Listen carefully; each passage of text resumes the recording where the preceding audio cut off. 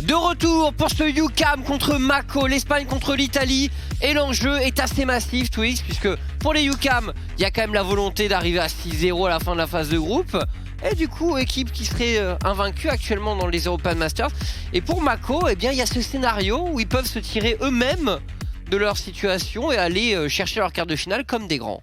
Un luxe que les Mousesports n'ont pas actuellement. Et je suis désolé, mais en régie, je vous entends, s'il vous plaît, à l'aide. À l'aide. Voilà, navré, j'arrivais pas à parler, c'était mon cerveau était en train de bugger. Mais oui, un luxe, un confort dont disposent les Mako, mais que n'ont pas les Mouse. Donc en vrai, les chances sont très très bonnes. Exactement, mais Luminar aussi qui finalement a son destin, oui. Ils ont leur destin entre leurs mains, faut qu'ils gagnent leur dernier match. Si Luminar gagne leur dernier match, ils sont qualifiés en quart de finale. La première équipe qui atteint les 3 victoires se qualifie, c'est comme ça qu'il faut le voir. Et si on n'a aucune qui y parvient, on aura donc une triangulaire à résoudre, aussi simplement que ça. Donc les Mako, 2 victoires, c'est la qualif.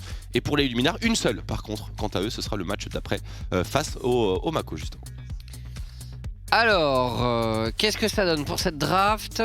Oriana, Udyr et Ekarim ont été ban. Est-ce que Schwarzkopf pourrait se barrer, qu'on puisse voir les bans? C'est Nocturne, je crois. Ah oui, c'est Nocturne, très bien. Je pense. Ouais, ça paraît être bien. Est-ce que Jack Links pourrait se barrer maintenant aussi? C'est vrai que... Ah, nice. Ah, c'était bien Nocturne, bien vu. Ouverture en trèche, réponse en... Wow Sebex de retour. Sebex. La Annie, on duty. Mais Annie blind, donc. Mais il l'avait fait déjà. Ouais, mais avec une Nida, c'est pas une super idée. Parce que... Ah non, ils vont ban Renekton quand même. Parce que si tu te prends Nida, Renekton mid, tu joues Annie, oh, t'es pas bien. Hein. Ça peut être chaud. Ah, t'es vraiment pas bien. Ça peut être chaud. Bon. Jinx, Thresh, plus une Nida. Il va falloir inventer un nouveau combo, bien sûr. Mais de l'autre côté, le Olaf, je dois avouer que... je le comprends, parce qu'évidemment, il y a les bans de Udyr et Karim, donc c'est un petit peu leur pari fou au Mako.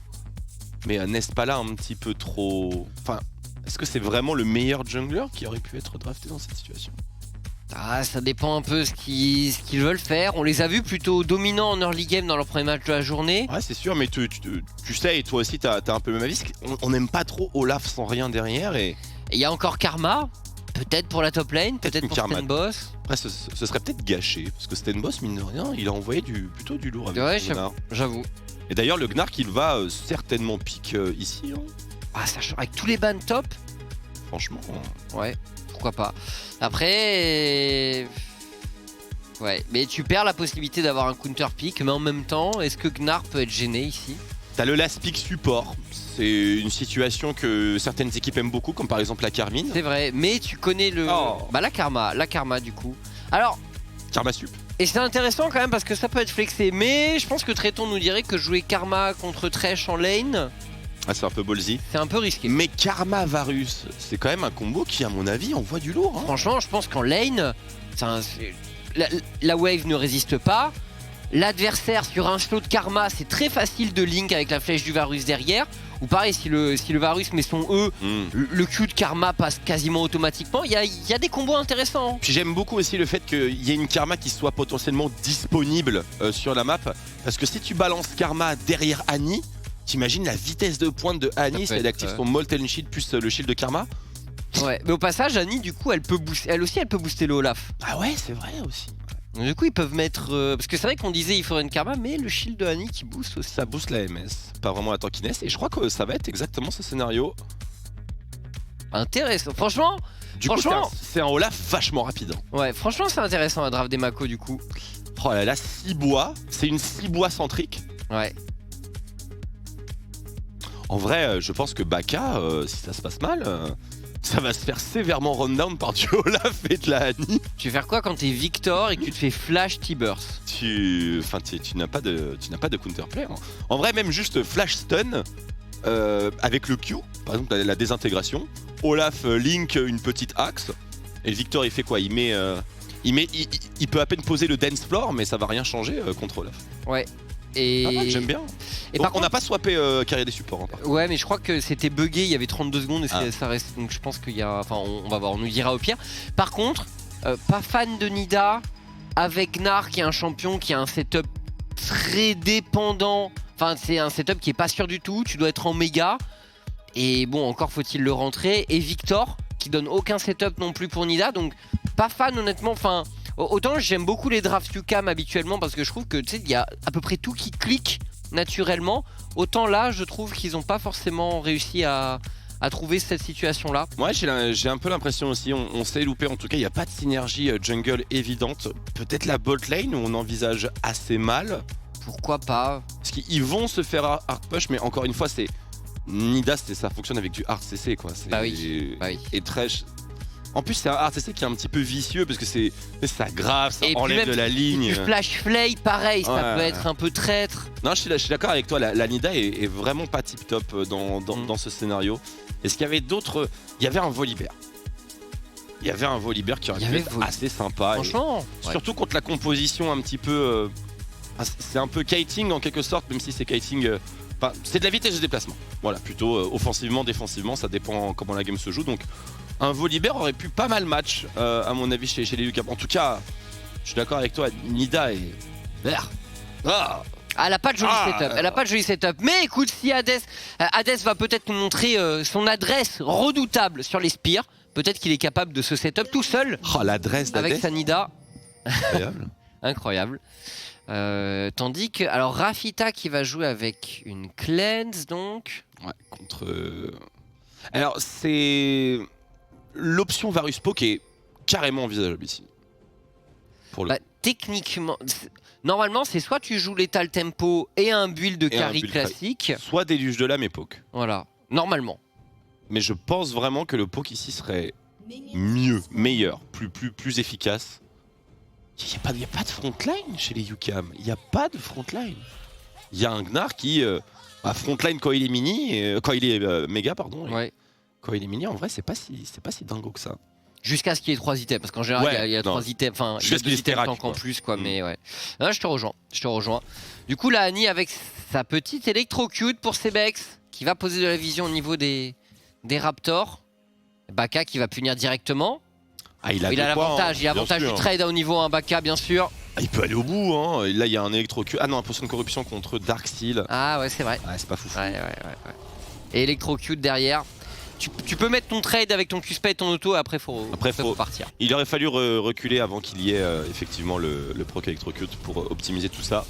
Bon, les clear jungle, gros avantage Seaboy contre la Nida de Hades. Et il nous fait quoi comme clear la Hades? Red full. Ah pardon, Hades, il va nous faire 2 buffs into down. Hein. C'est-à-dire il fait les 2 buffs et après il prend son cycle top to bot. Ouais. Et donc il arrivera bot lane a priori à un moment où la wave sera bien push. Ou ça aura bounce peut-être même, parce que là Derking et Darkrai on les voit. Je pense qu'il y a moyen de contrôler. Ça casse ça explose la wave. Et c'est ce qu'on disait, je pense vraiment Varus Karma. Ah, tu restes tout. La wave ne tient absolument pas. Je me demande si Jinx peut tenir la pression. À mon avis, Jinx a les moyens de contrôler la wave avec sa roquette. Enfin avec ses auto-attaques roquettes plutôt. Mais on verra. En tout cas, c'est ce passing là, c'est exactement le même passing que le Skarner avait fait tout à l'heure. Ouais. Ouais, c'est ça, c'est bien ça. Alors Stenboss, il a joué Gnar tout à l'heure, il a été relativement performant contre Sartorius. Et donc du coup, le counter match-up maintenant entre ses mains. Qu'est-ce que ça va donner, oui. Sachant qu'encore une fois, avec Jace, faut pas te louper quand tu joues contre Gnar, parce que certes t'as des options, mais faut connaître le match-up, et si jamais tu perds trop de HP dans un mauvais trade, ça peut hard snowball. Ça reste délicat tellement Gnar est fort en réalité. Surtout à Dreddy de faire les bonnes choses. Je sais pas si la poigne est mieux que le jeu de jambes ou inversement, mais peu importe. En général, faut jouer poigne contre Jace. Mais en tout cas, dès qu'il va avoir cet habit, le match-up est à l'avantage de Gnar sur ce timing-là. Hein. Il y a pas le trap. Sibois, alors Darkrai est juste là. Ok, le Q-spell de Darkrai qui touche pas. Plasma, il a peut-être un bon flash ici. Ah, puis c'est une Nida Dark Harvest en plus. Ouais. Ah ouais, mais là... Ah, il est ballsy ce Dark Harvest. Hein. Très ballsy. Il passe en chasse. Ça retouche. Ah, il peut y aller Hades, il est en contre 1, le flash out de Cibois. Et tu vois, je pense pas qu'il avait besoin de flash du tout, Cibois. Tu penses qu'il prend le trade là? Je pense que tu turns avec ta rage. La Nida, il y a moyen que tu la découpes. Hein. Encore une fois, faut pas oublier, il n'y a pas de skirmisher smite, etc. Et puis Nida, une fois qu'elle a balancé son premier burst, en vrai, il faut repasser en humanoïde, retag une flèche, etc. Je pense qu'un Olaf low avec le burst, enfin le boost d'attaque speed, plus sa rage, plus bien sûr l'intégralité de son kit, c'est les moments où il a le plus de DPS. Donc, ouais, mais en même temps. J'en doute en tout cas, j'en doute. En même temps, si tu prends ce risque-là, parce que le Q-spell de Nida en Cougar, c'est un finisher quand même, donc. Ouais, mais il l'a mis au début. Ouais, je suis d'accord. Mais c'est-à-dire si elle gagne du temps, tu vois, si elle tempo. Moi, je le voyais pas ce scénario. Ok, peut-être. Hein. On saura jamais. Je pense qu'un Olaf doit se jouer sur le fil. C'est Adam qui m'a appris ça. Plus t'es low, plus tu fais mal. C'est vrai. Ah, ça, c'est sûr. Oh, mauvais combo. Ouais, alors ça, voilà, c'est ce genre de trade qui peut faire perdre la lane en tant que Jace contre Gnar. Quand tu loupes ta boulette et que le Gnar proc sa marque. C'est finito. Bah, c'est pas évident. D'autant plus qu'il a fait un reset déjà en réalité, Stenboss. Mais alors, il a pas utilisé sa TP au passage, ce qui est une bonne chose. Ah, il a crash les 3 premières et into reset tir. Into des avantages, hein. Il faut dire ce qu'il est. Là, donc le clear tient le coup, Olaf fait bot side. Il n'y a aucune opportunité, bien sûr, donc juste un Drake éventuellement. Est-ce qu'on est sur un Drake timing niveau 6 de Annie? On doit pas être loin. C'est Beck, c'est 6 là. On doit pas être loin. Donc c'est un bon Drake. Parce que si on veut le contest, on se prend Flash T-Burst. Oh oui. Et attention, alors, ils y vont les Yukam, ça va être intéressant. En regroupant les Yukam qui ont beaucoup montré jusque là. Oh, le dragon qui est récupéré par Cibois. Attention, ça pourrait être difficile pour les Yukam qui se repositionnent. Le grab est tenté. Baka qui n'a plus de tempête de KO, on vous le rappelle. Et le first blood sera en faveur de Baka. Les Mako qui se sont totalement désynchronisés parce que il y en avait qui remontaient vers Baka et... Je n'ai pas compris ce Bex. Je sais pas. Moi je pense que c'est un peu trop là, honnêtement. Il y avait un scénario de T-Burst très affriolant. Moi je m'attendais à ce qu'il flash in direct. Mais pareil, mais en fait il a flash in Q. Et du coup son stun est parti. Et après il a mis un T-Burst un peu éclaté. Là je m'attendais à ce que... Bah de ouf. Mais le truc c'est que l'équipe ne voulait pas forcément fight non plus. Ils ont été étonnamment effrayés, bon par la téléportation d'une part, mais par le Victor d'autre part. C'est un Victor sans ulti. Honnêtement, il y avait obligatoirement de bien meilleures choses à faire. Obligatoirement. Du coup, le Olaf tombe, la Annie tombe, 2 kills en faveur des Yukam. Ouais, c'est Bex sans son flash, forcément beaucoup moins intimidant. Qui pourrait se prendre la totale hein, d'ailleurs. Très bon gang de Plasma et de Hades potentiellement. Et Darkrai qui est juste derrière. C'est bien ce qu'il fait Darkrai, sa présence à ce moment, elle peut être importante parce que éviter le hook de trèche c'est pas toujours évident maintenant quand tu as un boost de mobilité. Normalement ça se fait facilement. Il n'est pas encore en situation totalement inconfortable. Mais on n'est pas loin, hein. Je pense que Sebex est pas du tout satisfait de ce qui s'est passé. D'autant plus que la fenêtre de T-Burst niveau 6 est assez importante parce qu'après il y a les bots qui arrivent, les mercures, tout ça un petit peu partout. D'ailleurs Victor, il a des mercures. Voilà. Ouais. Franchement contre Annie c'est tout à fait légitime. Contre Varus c'est super aussi. Courage Sebex. La game ne part vraiment pas dans le bon sens. Rush Tabi dans ce match-up top. Voyons voir. Il arrive à disengage le trade au phase rush donc tout va bien. La Nida qui est vachement bien dans le match hein, du coup. Ce kill, 7 assists. Et pourtant derrière au farm par rapport à Cibois. Et les bot lane, avantage Jinx sur un Varus comme on l'avait prévu. Létalité poke qui vient de reset à l'instant. Et qui a fait un très gros reset. Il est vu ou pas? Je pense pas, je pense qu'il est passé dans... Entre les deux tu penses déjà ouais. ça donne pas vision de toi. Par contre là il se révèle. Là il se révèle mais en même temps le Olaf est bot side.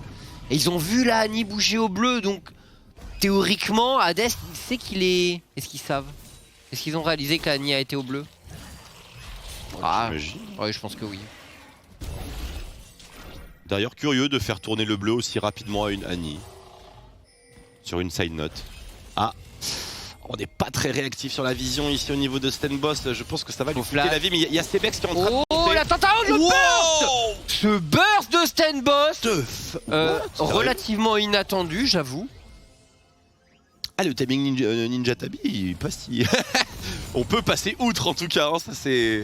C'est fait exploser, je pensais pas du tout que ça se passerait comme ça. Là, je suis en train d'imaginer plutôt les scénarios où Stenboss pouvait éventuellement survivre Ouais. en s'arrachant de là avec quelques HP. On va revoir le burst. Et là on a vu l'inutilité de Nida. Hein. 2, 3. Ouais, non, le Ouais, bah, swap le- de Sten. Ouais, bah, le Q-spell et le marteau. Le marteau avec le supplément de dégâts sur la première auto.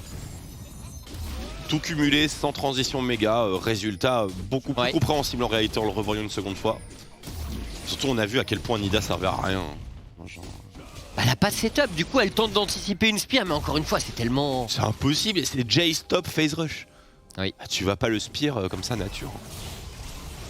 Déjà c'est chaud de toucher une flèche de Varus. Alors une spear.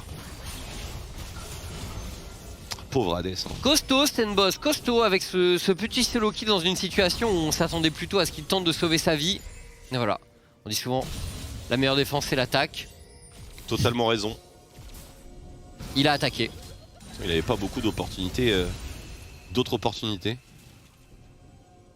J'ai l'impression que cette game se passe beaucoup mieux que ce qu'on pense hein, pour les Mako en vrai. Hein. Bah écoute, ils ont récupéré le Herald dans cette histoire. Bah ouais. Alors qu'ils avaient 100% la possibilité de le faire, Yukam, je sais pas s'ils ont bien réalisé que le blue buff était en train d'être fait, tu vois, etc. Tandis que, attention au top, oh oui, pour Stenboss c'est compliqué. Face à un méga Gnar, tu ne veux jamais trade contre méga Gnar quand tu es Jace, jamais. La magie de la top lane. Solo kill into solo kill, dans le sens inverse. Oui. Et là du coup le rapport de puissance il est assez indéfini, je dirais quand même avantage Dridi pour les prochaines minutes de jeu. Mais bon, Ça fait... c'est à lui de nous montrer. De mon point de vue, c'est beaucoup plus problématique si le Gnar prend un kill. Ouais, carrément. Mais bon, on pourrait peut-être... Encore une fois, le Jace il joue un peu sur le fil, le match-up. Alors que le Gnar avec un kill, il devient beaucoup plus redoutable. Un petit peu plus d'armure. Hein. Puis tu sais, il a cette XP d'avance aussi, Dridi. Oui, et il a surtout un TP d'avance, Dridi, ce qui fait que ce que sont en train de faire les Mako est extrêmement dangereux. À moins que ce soit seulement un Herald bot, into on s'en va. Oh, c'est vraiment un Herald de braqueur ici, à part de Cibois. Ah, Darking qui pourra pas rester pour toute la moula. Je pense qu'il est déçu. Oh, Mais bien joué, Plasma. Bien sûr. Bah c'est très bien joué. Alors là, je pense qu'on est extrêmement déçus pour les Mako. C'est un sacré prank. Mais d'ailleurs, les Yukam qui pourraient totalement prendre leur responsabilité sur ce dragon. Hein. Ils ont un Gnar qui peut TP donc. Ils ont TP Gnar, effectivement. Après, c'est pas forcément l'état de la wave optimal, c'est sûr. Mais ça devrait être à leur agenda. Si les Mako récupèrent ce Drake, enfin, je comprends pas. Hein. Je serais surpris aussi. Regarde toute la vision. Enfin, alors attention parce que Sebex a son flash de retour. sapin de Noël cette river. Énormément de vision Yukam. Stenboss qui doit pas lâcher Dridi sur le top side. Il doit l'empêcher de trouver une fenêtre pour mettre un TP. Pas loin, Combien de air spear on va avoir dans ce match? Beaucoup à mon avis. Ah, une de moins. Celle-là a touché. Il y a encore des. Ouais, il y a encore de la vision qui. Oh attention, Cibois, c'est difficile. La méga rocket. Il est touché. Oh, la chaîne de corruption du Varus également qui part.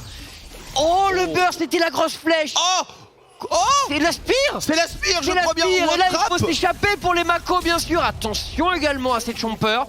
C'est le dragon pour les Yukam. Mais qu'est-ce qu'il a bien pu faire, Cibois? Comment on s'est retrouvé bot lane avec ce Olaf? Nous avons besoin d'un replay. On est arrivé sur le move Cibois qui était en train de flash out, ulti out. Je sais pas trop comment on en est arrivé à cette situation. En tout cas, c'est pas normal. Alors, c'est ça là. Qu'est-ce qu'il a fait? Mais c'est un giga troll. Il est fou. Mais y a personne. Oh, mais c'est incroyable ce qu'il vient de faire. Et pour le coup, ça méritait de prendre une spire en pleine poire là. Hein, oh, même. non, c'est mérited. Oh, et même son mate est d'accord. Ah, je dirais même dans le boule, hein. C'est dans le fessier. Darkry qui était complètement d'accord avec ce constat. Écoute, tu trolls, tu tombes. C'est dingue, qu'est-ce qui leur arrive au jungler aujourd'hui?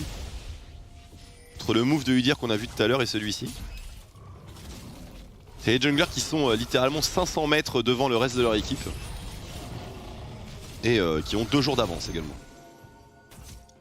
Vraiment incompréhensible ce qu'il a tenté de faire. En plus, c'était vraiment un 1v2 quoi. Enfin, alors, s'il était avec Twisted Fate, par contre, meilleur move, hein, c'est sûr. Ouais, c'est sûr, c'est sûr.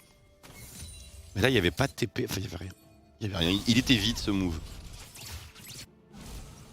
Bah, juste merci. Hein. Je pense que les UCAM disent merci, effectivement. Du coup, ce sera un dragon infernal intéressant, ça. C'est une très très bonne âme pour laquelle fight. Et en plus de ça, avec les champions qui peuvent poke dans la game, ça peut être incroyable, honnêtement, une soul infernale.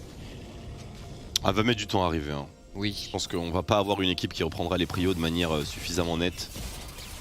Par contre, là, on est sur les premiers mythiques et la partie va commencer à être intéressante. C'est quand même embêtant pour les Mako de se retrouver derrière. On l'a dit, hein, je pense pas qu'ils aient la draft qui scale le mieux. Non. Bah contre Victor Jinx. Ouais, et à partir de là, UCAM ils ont fait l'essentiel dans cette game pour l'instant. Et Derking, oh là là là. Derking, alors, le sidestep était propre, Oh encore des sidesteps, mais enfin, il y a trop. Il y a trop. Là, il n'y avait pas de solution miracle, il a pu tomber La charge, le plus honorablement possible. mais ton flash. Oh, j'arrête de casser. Il a refusé de flash, c'est Bex. J'arrête de casser cette game, c'est mort. J'ai une Annie qui loupe son T-Burst. Il a refusé de flash. Oh, mais on est où là? On est où? Qu'est-ce qui se passe? Que se passe-t-il? Oh, imagine le trash, il réactivait. Oh mon dieu. Oh là là là là. Qu'est-ce qui se passe? Oh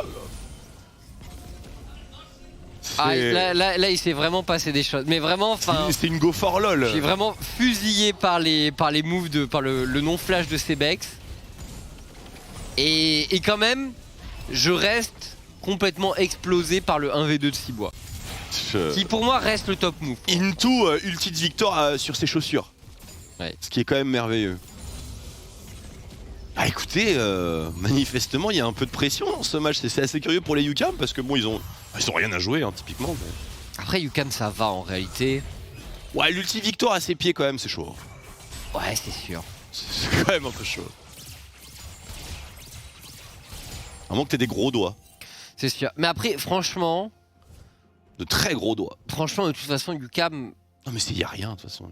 Là ils chill dans cette game. Le temps joue en leur faveur. Ok oui.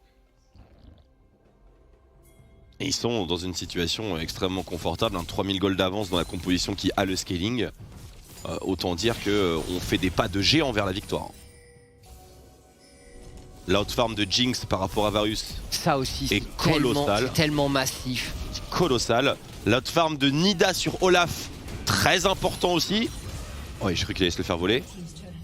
Et donc une Nida qui n'a pas de setup actuellement a quand même les moyens de balancer de sacrés météorites et bah, tout va bien pour les UCAM. Vraiment, il n'y a aucun poste qui se porte mal. Et qui va encaisser les spires de la Nida? Alors, je pense que c'est une grosse problématique pour les Mako. Le vent, déjà beaucoup. Il va y en avoir, allez, une bonne majorité qui va être loupée. Ce qui est normal. Après, ça va être pour Cibois, hein, je pense. Ça va être pour Cibois ou pour T-Burst. Je pense que T-Burst il va prendre le tarif aussi. Bon, en tout cas, jouer les dragons n'est pas une mauvaise option. Trapper les buissons non plus. Ok, on va tenter de one-shot quelqu'un parce qu'ils ont clairement toujours un gros potentiel de one-shot. Super. Ah ouais. Par contre, du coup, eh bien, c'est une tour mid là en faveur des UCAM. Il y a une roquette qui est partie sur le Drake. À l'aveugle. C'est pas une tour mid en fait. Mais la prio. Oh, attention, c'est bête le flash in cette fois-ci. Et Hades qui a pu se repositionner pour Sebex, c'est la punition directement. Il s'est fait raccompagner après ce all-in. Le truc c'est que j'ai pas l'impression qu'il ait prévenu son équipe de ce qu'il voulait faire. Ouais, peut-être un move un peu trop solitaire de sa part. Si on a un T-Burst de Sebex, Qu'est-ce qu'il fait, Cibois? 6 bois tout rouge. Attends, on l'a peut-être On l'a peut-être sous-estimé, mais le kill est en faveur de Rafita Fiamma. Oh, le zap de Rafita. On va prendre en chasse ce Varus et il n'a pas d'ulti Rafita, donc on pourra pas terminer le boulot, mais c'est une première tour mid. Pour les UCAM, 3 tours à 0. Pour les numéros 1 espagnols, le flash kill de Rafita. Le zap. Et il a réussi à prendre la plante Pixel. Et de l'autre côté, le chase continue sur Stenboss qui... Oh, dans le dos. Pas besoin de setup pour cette Nida. Quel beau gosse. Par contre, j'ai... Oh, la roquette sur Varus. Ça a touché. Ça a touché, je crois. Qu'est-ce qui vient de se passer? J'ai vraiment... Enfin, les Mako sont méconnaissables par rapport à la game d'avant. Ouais, bah il vient de se passer que UCAM va terminer à 6-0. UCAM est complètement à 6-0, je ne comprends pas. Les Mako qui... Enfin, c'est les Mako de la semaine dernière. Hein. Ouais, c'est ça, ouais. C'est pas les Mako d'il y a 2 heures. Non. Ça n'a absolument rien à voir. Tréton qui exulte, bien sûr. L'espagnol.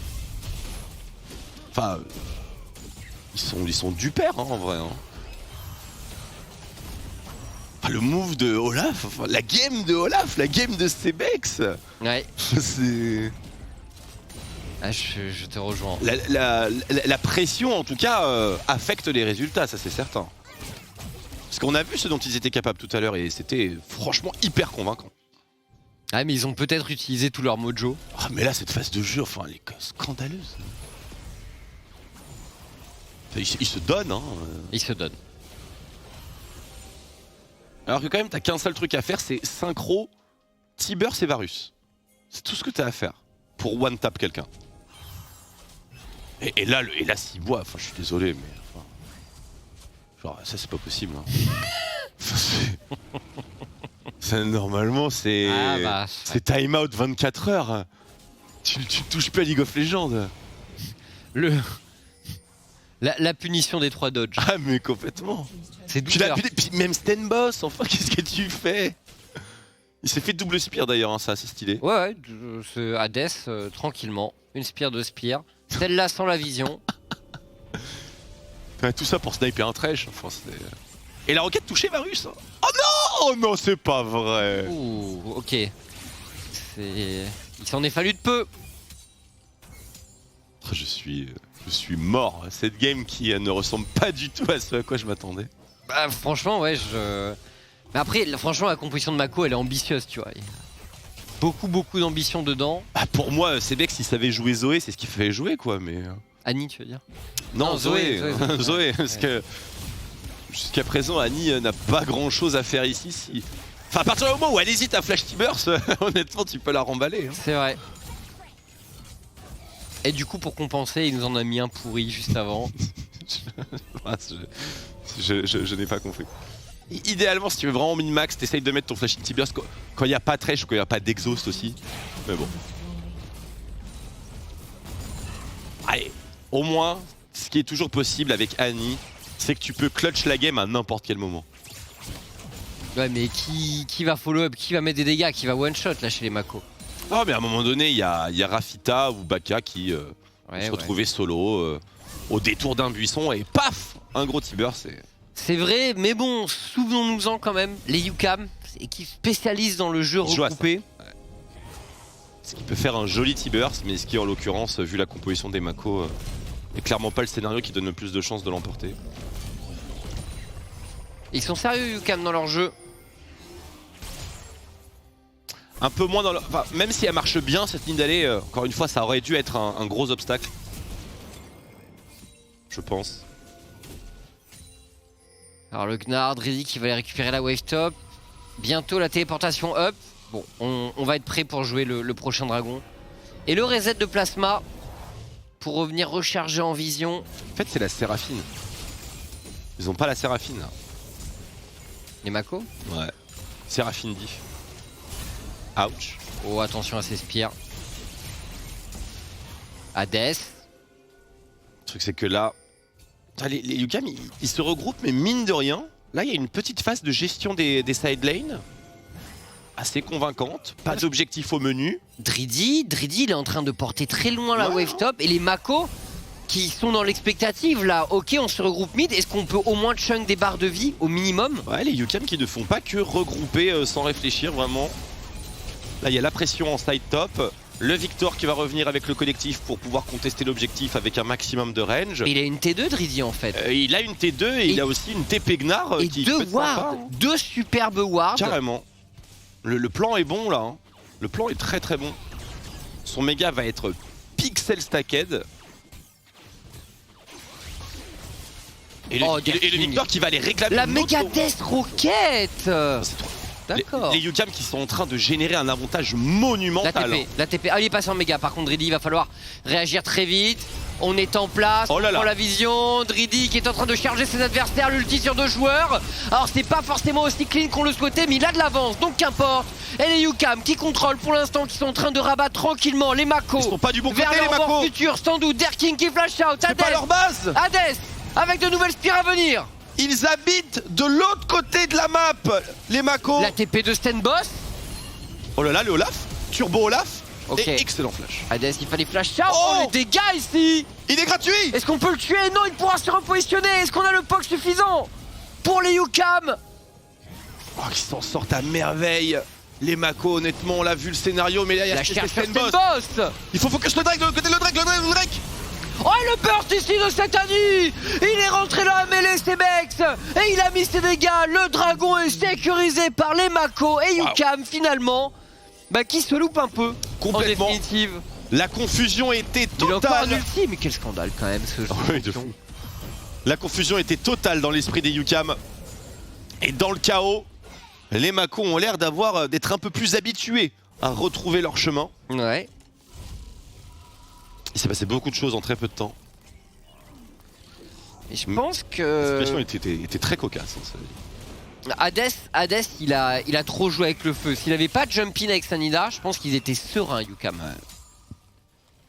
Carrément, et Driddy, le flanking aussi était loin d'être le plus optimal. Disons que l'équipe n'a pas vraiment, n'a pas totalement joué autour du TP flank de Gnar et c'est un petit peu dommage. Parce que à la limite, quand ton Gnar flanque l'équipe adverse qui essaie de s'enfuir vers toi en essayant de... Enfin, au pire, on referme le sandwich, quoi, tout Oui. simplement, hein, Et on consomme. et on consomme. Ça aurait pu être une bonne chose à faire et ça aurait donné une issue beaucoup plus nette. Mais bon, l'écart en gold n'en reste pas moins gigantesque. Et surtout, bien centré sur les bonnes personnes. À savoir Jinx, Victor. Oui, c'est le Jinx à 3 items, tout simplement. Donc là, Rafita, le joueur qu'il touche, il explose, tout simplement. RFC IE Kraken. Ça va envoyer du très très lourd. Hein. Il a même pas besoin de faire d'armor pen dans cette game. Qu'est-ce qu'il fout là? Oh, le génie. Franchement, il s'est glissé. La déchireuse. Ah oui, là... Ah mais il a du burst, Baka. Il a énormément de burst. Esquipois qui s'empale complètement. Terrible, terrible. Tandis que Driddy pourrait prendre un solo kill également de son côté. Driddy, c'est aligné, c'est terminé. Un grand coup d'estropieur. Les UCAM, qui prennent des solo kills, eux qui n'en avaient pas avant aujourd'hui. Oh, il m'a donné mal à la tête. Oh, s'il voit... faut repasser le permis Olaf, hein, je pense. Hein. Ouais, c'est le flash-in à la fin, le rage flash. faut vraiment repasser le permis. Parce que là, c'est... S'il l'avait pas perdu à... Oh faudra faire des mercures. T-Burst a toujours quelque chose à dire. Absolument. Mais du coup, sans Nida, ils peuvent pas faire de baron. Nope. En effet. Peut-être un peu déçu les UCAM, mais qu'importe. Alors, revoyons. Ah, Stenboss. Aïe aïe aïe, c'est trade là. Ah, il prend tout. Et pourtant, il a pas récupéré son boomerang Driddy, mais bon. Après, au bout d'un moment, Gnar auto-attaque, auto-attaque, auto-attaque. Pourtant, il a essayé de nous sortir une petite arnaque, c'est que il a fait un truc que je trouve malin, c'est qu'il a pas proc son phase rush avant que le Gnar ait sauté. Mais bon, c'est un détail je pense à ce niveau-là. Alors comment il a réussi à le choper? Est-ce que Hades a troll? Un peu quand même. Oui, oui. Oh, un peu. C'est un énorme troll. On a... Tu vois cet hameçon? Mort. Mort. On a oublié la Annie qui était là il y a 10 secondes. Et qui pour le coup n'a qu'une seule mission dans sa vie, c'est camper le Fog of War et balancer Timo. Ah, c'est le game qui est nettement plus compliqué pour les deux équipes, mais pour des raisons vraiment limite risibles. La game se passe bien, mais d'un côté on se fait one tap par une Annie, et du coup on perd tous nos timings. Oui. Et de l'autre, bah report la jungle quoi, enfin je veux dire. Là c'est vrai que c'est Bex dans la mêlée qui va se faire punir. Et Dridy en frontline qui tank tranquillement avant de reprendre l'initiative. Darkrai se fait complètement vaporiser. Rafita. Oh Rafita Incroyable. Rafita. Bah écoute... Et le fight des Mako me fissure parce que la personne qui joue en backline, bah, c'est Olaf. C'est Olaf. Le Olaf qui s'est transformé en champion POC. C'est ça. Vu la game. Il balance une hache et il recule. Et là, plus d'ult. Pied niveau 13 contre niveau 17. Enfin, c'est game. Enfin, c'est open, please. Vraiment. On revoit. Regardez 6 bois. Backline Olaf. Il me fait. Et frontline Annie du coup. Alors, il balance une hache et il se casse de là. Allez, salut. Autre hache là peut-être? Non. Peut-être là. Peut-être là. Et il touche la Jinx. Ouais. 2 haches dans le fight, lourd. Oh, de toute façon son Olaf est perdu maintenant. Ah non mais il est perdu. Il n'y a plus rien. Il peut servir de sacrifice. Ouais. Mais ça s'arrête là. Ah cette game ressemble de plus en plus à un wrap. Un wrap 6-0 pour UCAM. Et donc Leto qui se resserre sur la prochaine affiche. Oh la chaîne de corruption elle a pas touché, mais Rafita qui prend un gigantesque all-in de Stenboss et de Stebex. Par contre Baka, Ah la tempête de Victor. il a explosé complètement le double qui... Attends, la tempête elle traînait toujours sur la ligne. Oui, même après la stopwatch il restait un tic. Du Dur. coup c'est Bex qui s'est fait méga prank. Il y avait pas un petit shield de la karma ou un truc comme ça? Ah le proc il a été très Instantané, rapide après. Oh Dridy, il est beau ce flash in de Dridy et l'ulti est parfaitement combiné. Baka est là pour terminer le travail. Légendaire Baka tout de même. J'avoue. Sous les radars. Et regardez Dridy qui se met dans une position extrêmement orgueilleuse. Mais il a raison. Cibois, Il est va niveau clair la wave. 17. Cibois qui claire la Cibois. wave. Oh là là, Cibois, mais ce clutch. Oh Cibois me termine. Ah c'est le genre de game d'Olaf que tu veux enfouir, tu vois, oublier Ah, mais c'est... à jamais. Ça va tellement à contre-courant avec les enjeux du match. L'équipe italienne qui a son destin en main, un luxe que ne peuvent pas s'offrir les Mouse Sports. C'est vrai. Et au final, 0-5-0. Ah, il nous avait donné de l'espoir les Mako après leur première game de la journée. Ouais mais Séraphine diff hein, pour le coup. C'est vrai que c'était une game Séraphine. C'est Bex. Oh Legolas, magnifique, un shutdown extrêmement juteux. Et une game qui pourrait ne pas se terminer ici. Non. Elle pourrait, j'ai dit. Hein. Rafita. Rafita, non mais c'est terminé. La Chine d'Hadès. Cibois Cibois. Cibois.